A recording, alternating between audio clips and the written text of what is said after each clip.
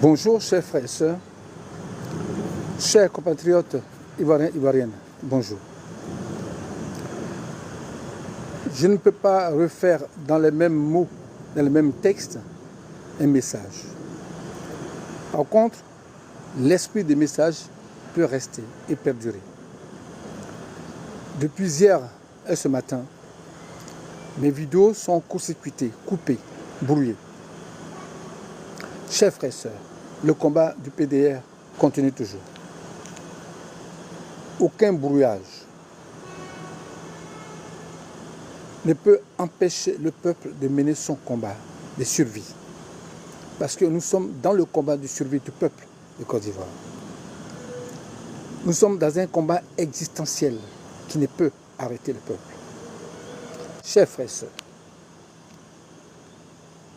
chers compatriotes ivoiriens, ivoiriennes, on piétine le peuple, on infantilise le peuple, on se moque du peuple, on se met à la place du peuple, on chasse le peuple, on tue le peuple, on humilie le peuple.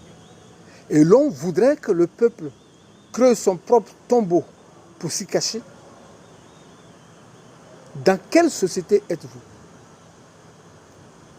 Vous voulez créer une société qui n'a rien à voir avec une société humaine? Vous voulez créer une société inhumaine en Côte d'Ivoire?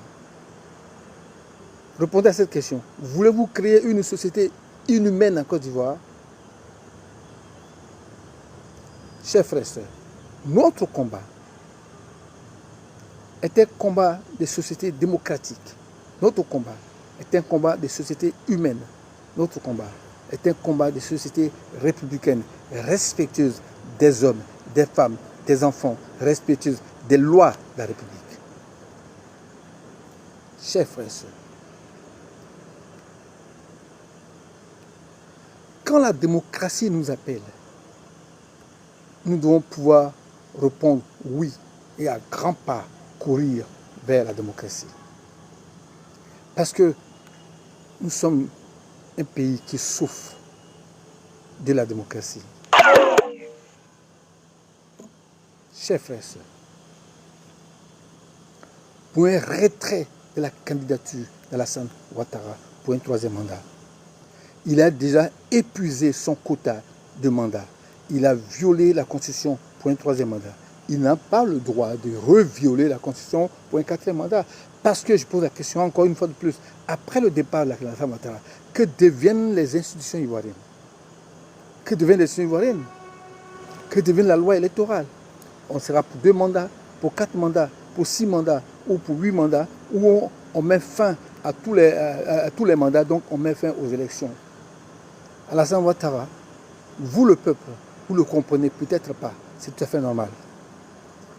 Il est en train de tuer la Côte d'Ivoire. Et le mot n'est pas fort. Il est en train de tuer les institutions ivoiriennes. Et le mot n'est pas fort. Après son passage du pouvoir, que restera-t-il à la nation ivoirienne? Des promesses d'hommes. Des promesses d'hommes de pouvoir, aux rassurances d'hommes de loi, en passant par les enseignants de droit, en passant par les professeurs de droit, en passant par tous les cadres de justice qui disent non, que Alassane Ouattara ne peut pas être candidat à une élection pour un troisième mandat. Et patatras, le lendemain, qui disent oui, il peut être candidat à une telle élection. Dans quelle république vous vous trouvez? Vous cachez peut-être des choses, vous voulez des biens, vous voulez tout ce que vous voulez, mais en vérité, ce n'est pas pour la Côte d'Ivoire que vous battez, ce n'est pas pour le peuple de Côte d'Ivoire que vous battez pour vous battez pour votre intérêt. Donc, votre combat est un combat qui est contre le peuple. Tous ceux qui soutiennent Alassane lui-même, tous ceux qui le soutiennent et toutes ces institutions qui se battent pour qu'Alassane soit candidat pour une 4e candidature, donc un 4e mandat, se battent contre le peuple. Ils n'aiment pas le peuple. Ils se battent contre le peuple, ils se battent contre la démocratie. Ils se battent contre l'humanité. Parce que l'humanité a des règles. Pas la Côte d'Ivoire n'est pas le seul pays sur Terre. Vous avez trompé le peuple. Vous avez meurtri le peuple. Vous avez trahi le peuple. Vous avez trahi la confiance du peuple.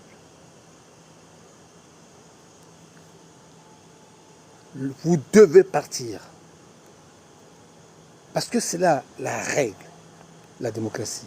C'est là la règle de l'humanité. Le pouvoir politique appartient au peuple. C'est lui qui désigne ses candidats. C'est lui qui désigne ses représentants. Et ces représentants ne sont que les manœuvres du peuple pour un temps donné, qui le renouvelle le contrat du manœuvre ou qui ne renouvelle pas le contrat du manœuvre. L'homme politique n'est qu'un manœuvre du peuple. Il faut le comprendre de façon simple. L'élu politique, y compris le président de la République en premier, n'est qu'un manœuvre du peuple. Le peuple te donne un contrat de 5 ans. Tu travailles bien, il peut le renouveler. Mais le peuple ne dépasse jamais en Côte d'Ivoire 10 ans de contrat. 5 ans plus 5 ans. Si tu as bien travaillé. Le peuple veut reprendre ses droits. Le peuple veut reprendre son bien. Le peuple veut reprendre en main toute la plénitude de son pouvoir politique. Le peuple veut reprendre la plénitude de son pouvoir politique pour qu'il le donne quand il voudra, à qui il le voudra. Aimons le peuple, soutenons le combat du peuple dans le trop c'est trop. Pour finir, je m'adresse à tous les candidats. Si vous êtes candidat avec Alassane et sur la liste actuelle, c'est que vous êtes contre le peuple. Je répète, si vous voulez aller à l'élection présidentielle avec Alassane Ouattara qui est folklore et avec une liste électorale qui est truffée des millions, plus de 6 millions de faux, c'est que vous savez que vous n'y allez pas pour gagner, mais vous y allez pour accompagner quelqu'un. Vous y allez pour accomplir un destin, pour accomplir une mission d'Alassane Ouattara. Donc vous y allez contre le peuple. Si vous allez à cette élection avec Alassane Ouattara et sur la liste qui est truffée de faux, vous y allez contre le peuple. Le peuple ne veut plus d'une 4e candidature d'Alassane Ouattara. Le peuple ne veut pas aller à l'élection sur une liste électorale faussée d'avance. Ça veut dire que la volonté du peuple est faussée. Si le peuple voudrait changer telle ou telle candidature, il ne peut pas, puisque c'est la magouille qui va désigner le vainqueur. Pour que cela soit vrai, parce que comme il faut, le peuple veut le report des élections. Le peuple voudrait que cette élection ait lieu dans un environnement neutre. Donc, le peuple propose un gouvernement de transition organisé par la société civile, dirigé par la société civile, accompagné de juristes. 5 personnes de la société civile, 5 juristes, pendant 6 mois ou 1 an, pour faire le travail de la normalisation du système électoral, de la normalisation de la liste électorale et de la normalisation de l'élection prochaine. Voici le combat du peuple.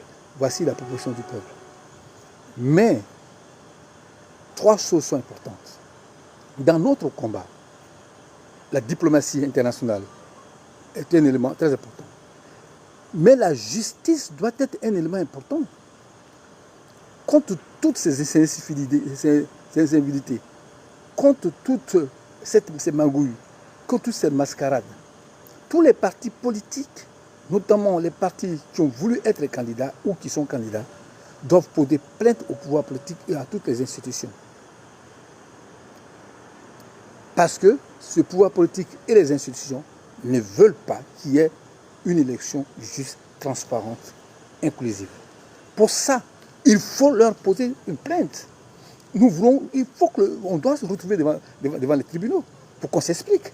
Puisqu'ils ne veulent pas de débat, ils ne veulent pas de discussion, ils ne veulent pas de dialogue. Et alors, c'est devant la justice que nous devons pouvoir nous exprimer. On ne doit pas faire l'économie de la justice dans cette histoire. Parce que c'est l'histoire du peuple. Dans ce combat, parce que c'est le combat du peuple. Dans ce défi, parce que c'est le défi du peuple. Aimons le peuple, travaillons pour le peuple. Ce défi doit être gagné pour le peuple, par le peuple et avec le peuple. Merci. Le combat continue. À bientôt.